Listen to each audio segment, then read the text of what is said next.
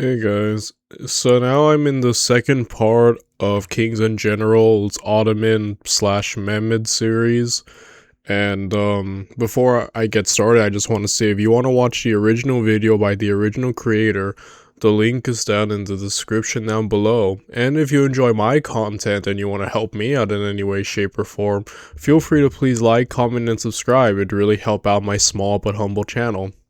Now with that said, and now without any further ado, let's get to it, shall we? Let's continue with the series in part 2. Although unable to seize the Hungarian fortress city, fate would once more shine on the Ottomans. Alright, during the siege, the Pope ordered churches to ring their bells at noon every day as the call to prayer for Belgrade's defenders. This practice is still carried out throughout Europe today. Interesting. As in August, plague struck Hunyadi's army.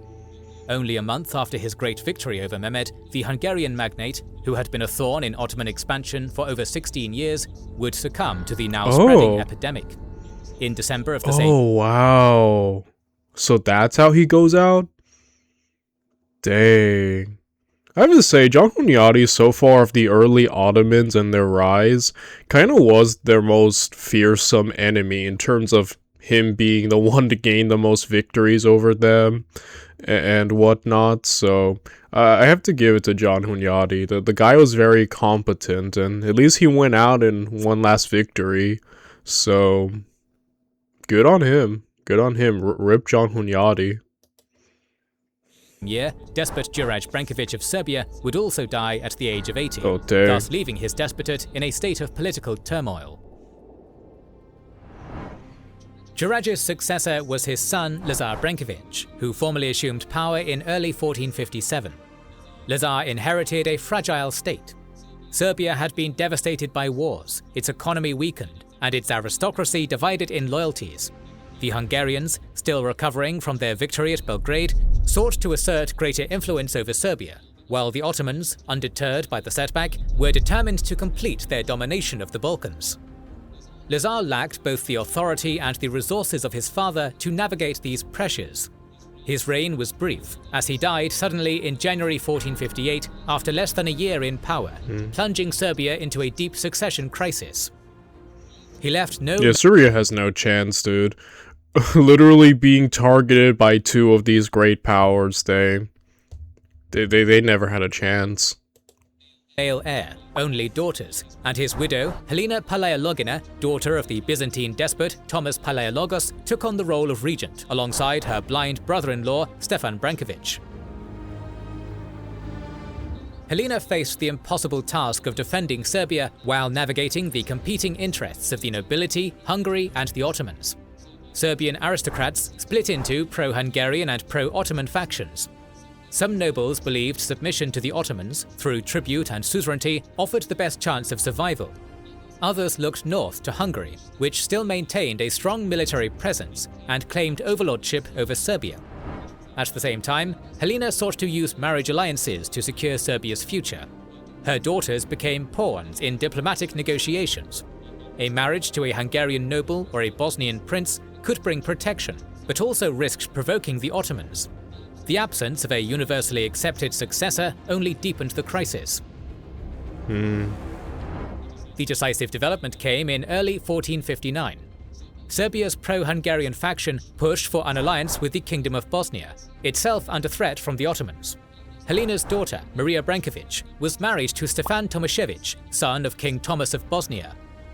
With Hungarian support, Stefan was proclaimed despot of Serbia in March 1459. This move was intended to strengthen Serbia's ties with Hungary and Bosnia against the Ottoman Empire. Yet in practice it backfired. To Mehmed, Stefan's ascension represented the establishment of an anti-Ottoman bloc in the Central Balkans, one explicitly supported by his enemies. However, within Serbia, not all nobles supported Stefan's rule. Pro-Ottoman magnates, fearing retribution from the Sultan, distanced themselves from the new regime.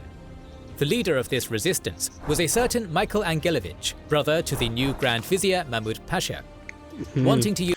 Okay, so Michael and Mahmud were brothers descended from the Byzantine imperial dynasty of Angelos. Wow, okay. They were separated when he was captured by the Ottomans and taken into the Devonshire. Blah, blah. Wow, what a twist of fate. Use his connections at the Ottoman court to become the new Serbian despot, Michael conducted a coup against Stefan, but was unsuccessful. However, his imprisonment by Serbian authorities would spark war for the despotate the following year. In spring 1459, Mehmed II marched into Serbia with a large Ottoman force and laid siege to Smederevo, the capital fortress on the Danube. Although heavily fortified, the city was isolated and undermined by internal division. The garrison, demoralized and influenced by nobles leaning towards the Ottomans, offered little resistance. Realizing that neither Hungary nor Bosnia would send decisive aid, Stefan Tomašević quickly found himself without options. On June 20th, 1459, Smederevo surrendered without a major fight. Mehmed entered the city in triumph, and Serbia was formally annexed into the Ottoman Empire. The Branković dynasty lost its throne, and Stefan returned to... Dang. Yeah, like he mentioned, her marriage alliances, which usually we're no stranger to most, if you have a lot of daughters, marriage alliances are a great way to gain allies. But yeah, that completely backfired. Just completely got, no help from anybody. Yeah, poor Serbia, they literally had no chance there, bro. It was rigged against them, the game. Bosnia in shame. The fall of Smederevo marked the end of the Serbian Despotate as a sovereign state, and secured Ottoman dominance in the Central Balkans. It gave Turkish armies a direct route towards Bosnia and Hungary, setting the stage for further conquests in the following decades. However, as Serbia fell for the final time, Mehmed now had to contend with the burning flame that was Albania. I want to invite you. By the time of Sultan Mehmed II's ascension to the Ottoman throne in 1451, the Albanian revolt, under the leadership of Skanderbeg, had been active for over 7 long years. Yeah, I remember the Albanian parts of the Rise of the Ottoman Season 1 series that we covered, and they did an incredibly good job. Yeah, but then again, it's like... I'm wondering we're about to see their fall, because while they did put up a pretty good resistance, it's just the manpower, and they're kind of being choked in the Balkans at this point, very isolated now with how much Mehmed has built and conquered around them. During this period, the Albanian leader had won countless victories over various Turkish armies, with remarkable feats of resourcefulness and perseverance. However, the recent wars had taken an economic toll on the rebelling regions, as many Albanian towns and pastures were left in a state of ruin, thus causing famine to hit the country by the turn of the decade. By 1450, this high cost for independence had caused some members of the League of Leisure, such as the noble families of Arianeti and Decagini, to break off ties with Skanderbeg and conclude separate peace deals with the Sublime Porte. With his political situation at home deteriorating, Skanderbeg concluded a hasty treaty with King Alfonso V of Aragon and Naples in 1451, thus becoming his vassal in return for urgent aid against the Turks. Okay, so Alfonso's offer guarantees military protection against the Ottomans, sends 100 Neapolitan soldiers to garrison Cluj, plus 500 infantry and artillery reinforcements, commits to joint campaigns to reclaim Albanian lands, allows Skanderbeg to retain autonomy and self-government. But Skanderbeg's offers recognize himself as a vassal of the Kingdom of Naples, swears of oath of fealty to the Aragonese crown, cedes any endangered city to Alfonso's control, pays tribute once Albanian lands are freed from Ottoman rule, buys salt exclusively from Alfonso's warehouses at Ottoman rates. Desperate times call for desperate measures. At this point, everyone in the Balkans is either going to be a vassal of someone, either Hungary, the Ottomans, or someone else. It's again, Skanderbeg did an amazing job of resisting, but everything's starting to fall apart now. And at this point, you just gotta fall under someone's, influence. So he's deciding to throw his hat in with Alfonso, who we'll see if, yeah, probably not, can help prevent, Albania's conquest. So, yeah, I guess desperate times call for desperate measures.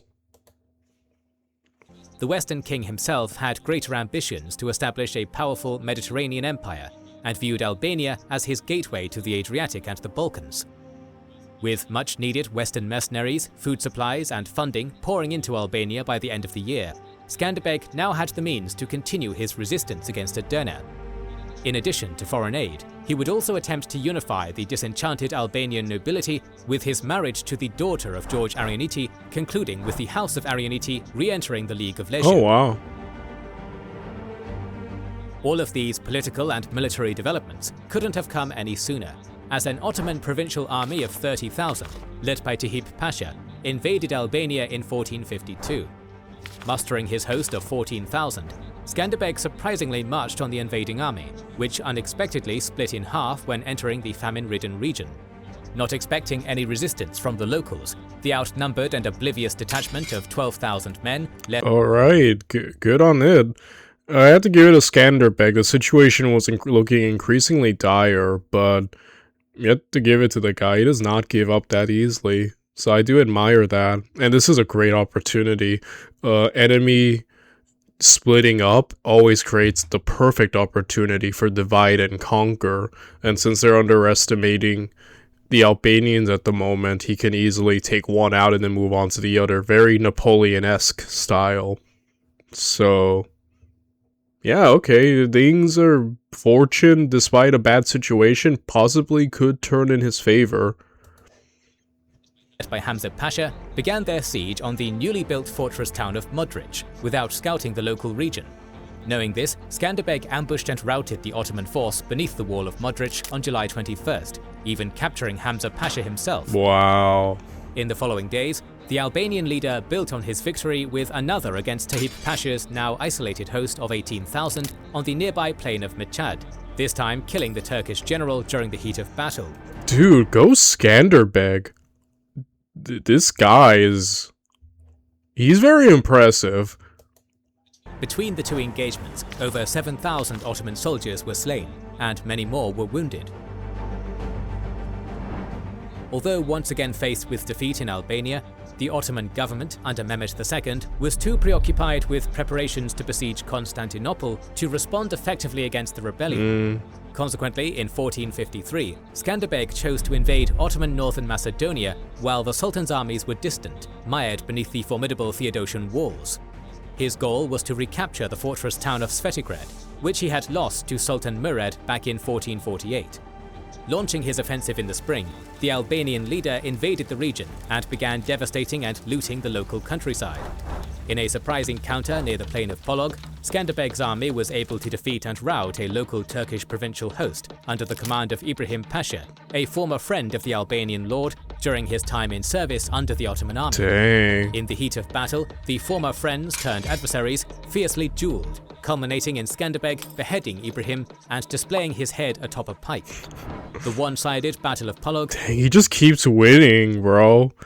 I'm worried when Mehmed turns his eyes towards Albania personally. That's gonna be the real test. I mean, granted, we did see him go against, like, you know, other sultans and whatnot, but, like, I don't know. I'm kind of worried. When things are going a bit too well, something bad's bound to happen, so...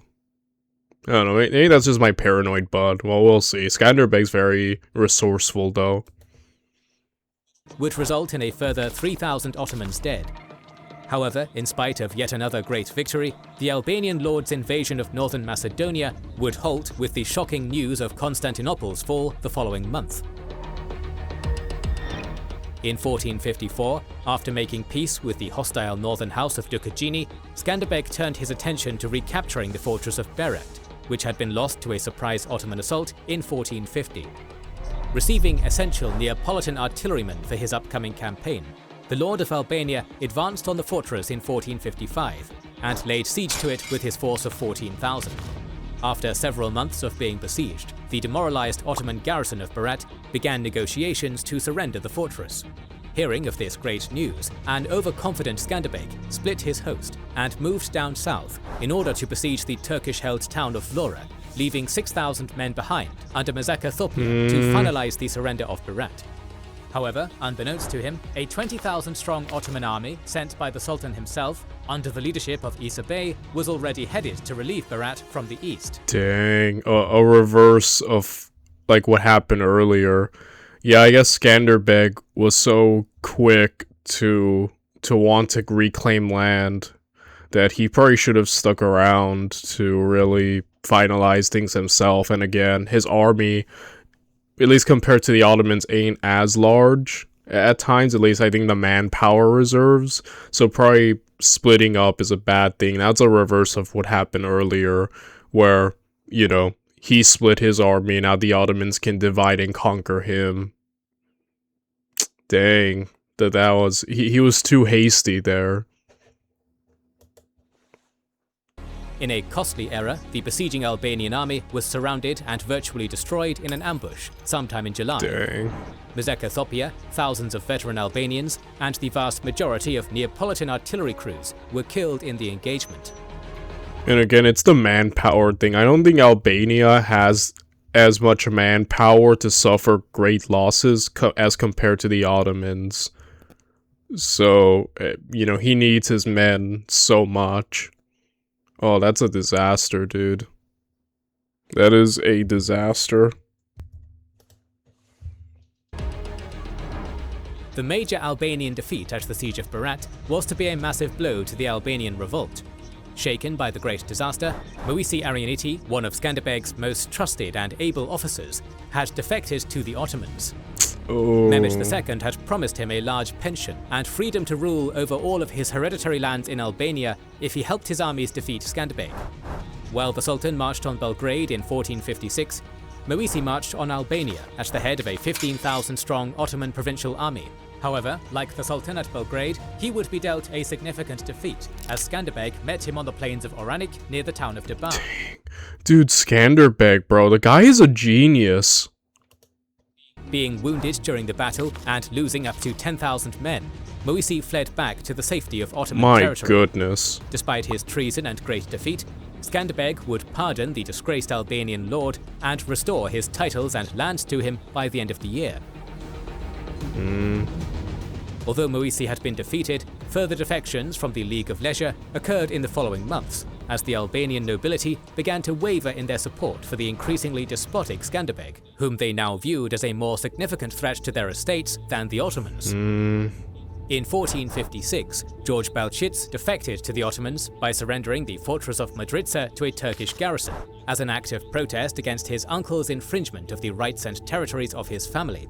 Dang, okay, George sold a fortress to the Turks for 30,000 ducats, falsely portraying it as an enemy capture to Skanderbeg. When exposed, he was in prison, rightfully so.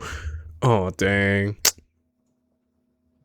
Poor Skanderbeg. Despite his genius on the battlefield, it seems like the real problem, so far, in terms of a military sense, he's been able to overcome various obstacles.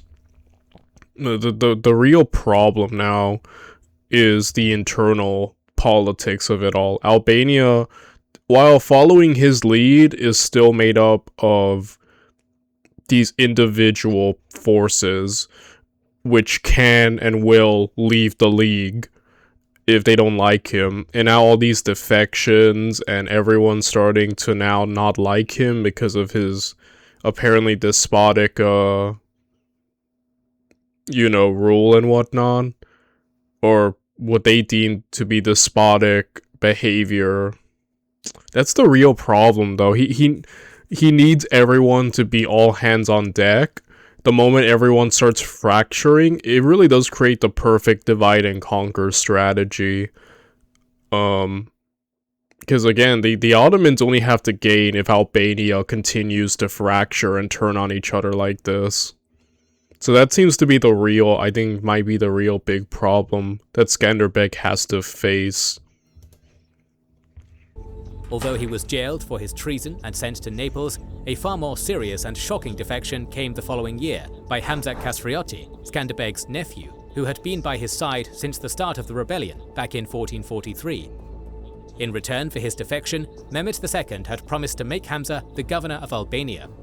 However, according to some sources, the nobleman may also have felt threatened by the birth of Skanderbeg's son the previous year, and so took up arms to claim his self-perceived birthright over the domains of the Khasriotti family. With the Sublime Porte's war in Hungary and Serbia coming to a pause after its defeat in Belgrade in 1456, it now turned its full attention to Albania. By the summer of 1457, Hamza and his retinue had joined an Ottoman provincial army of 50,000 headed straight to Albania, led by the victor of Berat himself, Isa Bey. Feigning retreat to the mountains, Skanderbeg's host of 10,000 gathered together, while Ottoman raiders ravaged the countryside all the way to the Adriatic. It wasn't until the Turkish host was south of Lach in early September that the Albanian lord descended from the forested mountains and ambushed the invader camp in 3 separate directions.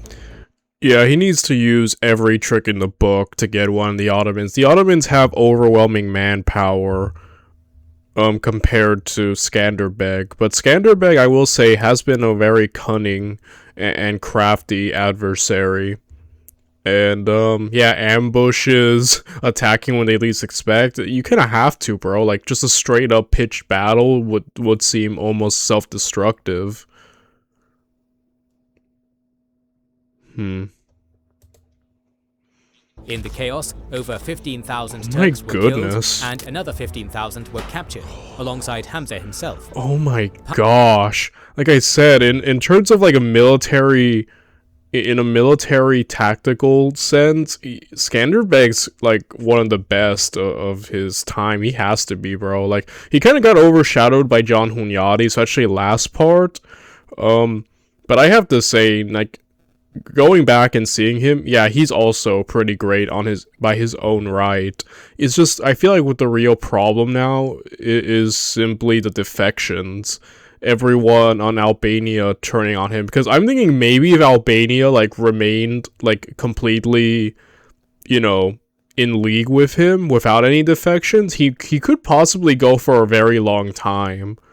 But I think it's the defections and the internal strife that's the biggest problem so far. Pardoning his nephew and sending him away to Naples, Skanderbeg had once again won a great victory against a numerically superior foe. Unfortunately for the Sublime Porte, the bleeding ulcer that was the Albanian rebellion would now enter into its 15th year with no end in sight. The despots quarreled among themselves and would not listen to the Sultan, but fought and struggled among themselves, and the state of the Peloponnesus War was worse in consequence.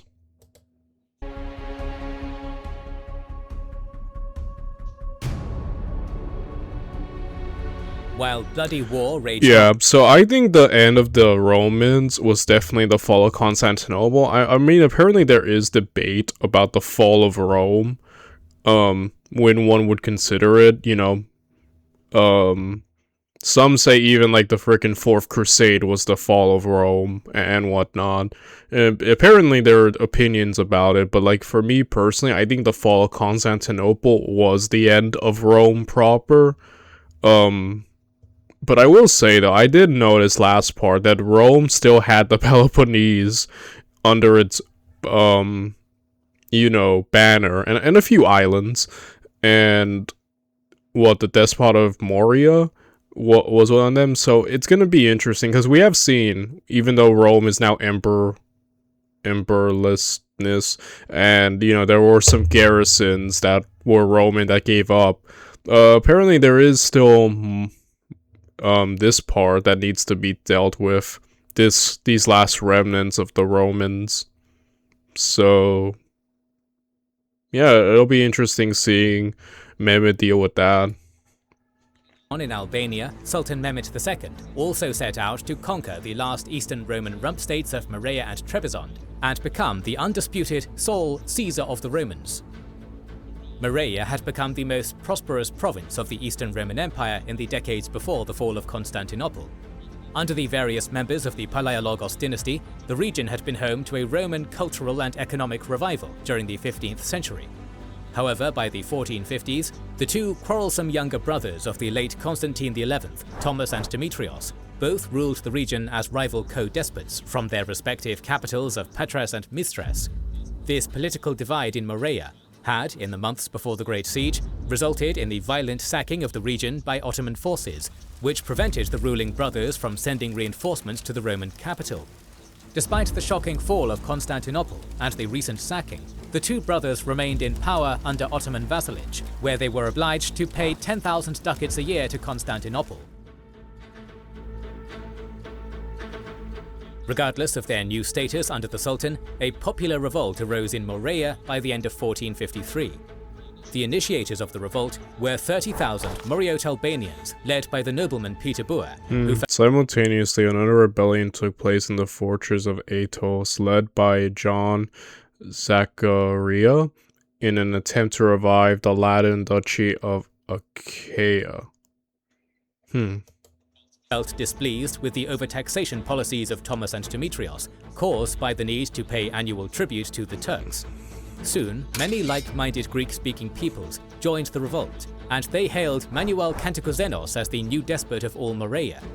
Powerless against the revolt, and besieged in their respective capitals, Thomas and Demetrios requested Ottoman intervention in the region to restore order. By 1454, the desperate pleas of the co-despots were answered by Turhan Bey's invasion of Morea, resulting in the crushing of the revolt. Although the brothers continued to rule in the region, by 1457 they were already behind on multiple years of tributary payments to the Sultan. The following year, Mehmed issued an ultimatum to his vassals, stating that they must either pay all their tribute or surrender all their lands to him. Hearing no response from the two brothers, the Sultan personally led his armies into the Morea. Yeah, that's straight up, we're gonna fight now. Oh boy. Yeah, I don't see them holding off against Mehmed, considering that revolt almost got them done. I don't see them resisting the Ottomans under Mehmed. Yeah. In spring. Along the journey to the south, the last remnants of the Latin Duchy of Athens were conquered without any resistance. Crossing over the destroyed remains of the once great Hexamilian walls, Turkish troops began besieging the highly fortified Arca Corinth and captured it after a 4-month bloody struggle. Ottoman victories persisted with the fall of Phlius, Akova, Rupeli, Muchli, Agio, Kalavrita, and even Thomas's capital of Patras during the same period.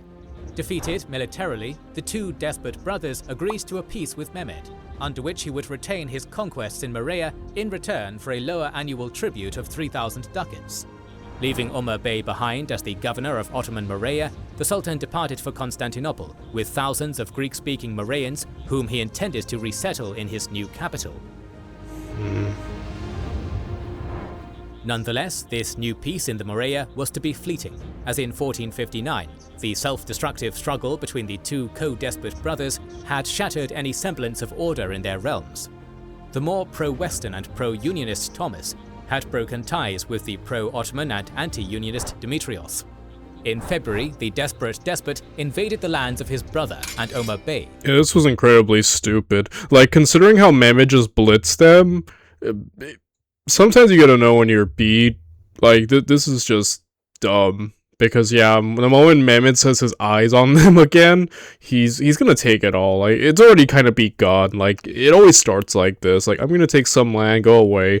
But, like, it's always like that with the Ottomans. And then there's gonna come a point where they're just gonna take it all. Like, it's just more easier to have it all under our control, you know what I mean? And again, this is pretty typical Roman behavior. Being self-destructive and just fighting each other, just pretty typical Roman. But failed to take Acro Corinth and his former capital of Patras in twin sieges. During the expedition, only the town of Kalavrita was taken from the Ottomans. more successfully, the fortresses of Karatina, Bodonia, Kastritsa, Kalamai, Zanata, Leuktron, and all of the Mani Peninsula were taken from Dimitrios. Dang. In addition to Thomas's military campaign, the previously subdued Albanians of Morea under Peter Boer also rose in an opportunistic rebellion against the two brothers, resulting in the mass pillaging of the Greek lands in the south of the region. 1 year from now. Yeah, what a complete mess Morea is. I could just see Mehmed just being like, it's just better if we conquer it all. Let's just drop this, Back in Constantinople, Mehmed II was finalizing a treaty with the Republic of Ragusa on the Adriatic coast, which saw the maritime domain becoming an official Ottoman vassal state. When the Sultan heard of Thomas's insubordination and the chaos that befell the now blood-soaked Morea, he went into a complete rage and removed Omar Bey from his post and fiefs, replacing him with his son-in-law Ahmed Bey as local governor. By the middle of 1459, Turkish forces once again entered Morea, resulting in Thomas retreating to his new capital of Liontauri, where he was defeated in an open battle beneath the walls of the town. Luckily for the rebelling despot, the local Ottoman army of Ahmed Bey was short on supplies and too hampered with disease to conduct a complete siege on Liontauri, and thus retreated back to friendly territory by the fall of 1459. During the pause in hostilities, Thomas began reconciliation talks with Dimitrios in a small church in the village of Kastritsa in an attempt to unify their strength against the Ottomans and marauding Albanians. Yeah, that's what they should have done in the beginning. I think it might be too late now. Like, when they had all of Morea, that would have been, like, maybe their best chance of, like, being unified and, like, resisting. But now they're so weak. And I just love Peter's just running around in the background, burning everything. I find that kind of hilarious. So, yeah. However, this attempt by the brothers to unify their realms was to be fleeting, as by the spring of 1460, Mehmed's armies once again invaded Morea. In a short siege by Grand Vizier Mahmud Pasha, Dimitrios' capital of Mistras surrendered on May 29th, exactly 7 years to the day of Constantinople's fall. In return for his subordination, Dimitrios and his household were given estates in Thrace, where the former despot would live until his natural death in 1470. In the months after the siege, the Albanian revolt of Peter Boer was put down again, while dozens of towns all across the region began mass surrendering to the Sultan. By the end of the year, all of Morea, with the exception of Venetian possessions in the region and the town of Menemvasia, had surrendered to Ottoman authorities. Okay, despite Demetrius' order to surrender to the Turks, Monovasia's garrison chose to hand the fortress over to the Pope. Dang. Unlike his brother, Thomas did not attempt to strike a deal with Mehmed and fled alongside his household to first Venetian-controlled Corfu and then to Rome, where he would unsuccessfully push for a crusade against the Ottomans. The former despot would die in 1465, but not before claiming the imperial title of Emperor of Constantinople. After his death, his eldest son and heir, Andreas, continued pushing for a crusade, until he was forced to sell all of his titles to first King Charles VIII of France, then later to Isabella I of Castile and Ferdinand II of Aragon, due to financial troubles. After over 200 years since Michael VIII's ascension to power in Constantinople, the Palaiologos dynasty had now ceased to rule over any lands in their name. It's a little sad, just seeing kind of the end of that ruling family. I mean, like I said, I think Rome's already gone, but like, any remnant or hope for, like, I guess some spark, some little pulse of life is now completely gone. Dang. That's a little tragic. While the Palaiologos dynasty came to an effective end, a far more illustrious Roman dynasty of the Komneni family still ruled from Trebizond in far-off I forgot about Anatolia. these guys. Originally coming to power in 1081, the family had ruled over the Byzantine Empire before being deposed in 1185 after the tyrannic reign of Andronikos I. However, by the time of the Fourth Crusade in 1204, the grandchildren of the deposed emperor had managed to carve out a section of the empire for themselves and their successors in eastern Anatolia, centered in the city of Trebizond. It was from here that the Komneni family would rule over the next 200 years. Under the reign of Alexios III, the state entered its golden age as the city of Trebizond became an important trading hub in the Black Sea and also a center for the arts and Byzantine architecture. Nonetheless, this golden age would end with the death of Alexios III in 1390, which coincided with the start of Sultan Bayezid I's thunderous campaigns of consolidation in Anatolia against the Turkic beyliks of the region. By the turn of the century, it seemed as if the armies of the Sultan would sweep the empire of Trebizond off the map, but the disastrous Ottoman defeat at the Battle of Ankara would deter such Turkish ambitions for another half-century. During this time of brief respite, the rulers of Trebizond adopted a diplomatic strategy of marrying off female members of their dynasty to neighboring Turkic powers to protect themselves against the Ottomans. Such Turkic powers in the past included the Beylik of Tacetin, the Karakoyunlu, and most recently the Akkoyunlu, under their ambitious ruler Sultan Uzun Hasan. After a destructive Ottoman raid in 1456, which saw the capturing and ransoming of 2,000 Pontic Greeks, John IV became an official Ottoman vassal, paying the Sublime Porte an annual tribute of 3,000 ducats. However, the unsatisfied Trapezuntine ruler would spend the rest of the decade discreetly building up a military coalition against Mehmed II, which included the Karamanids, Jandarids, the Akkoyunlu, and Christian princes of Georgia and Mingrelia. Nonetheless, such grand plans for an anti-Ottoman alliance were cut short by the death of John in 1460 and the ascension of his nephew, the 9-year-old Alexios V.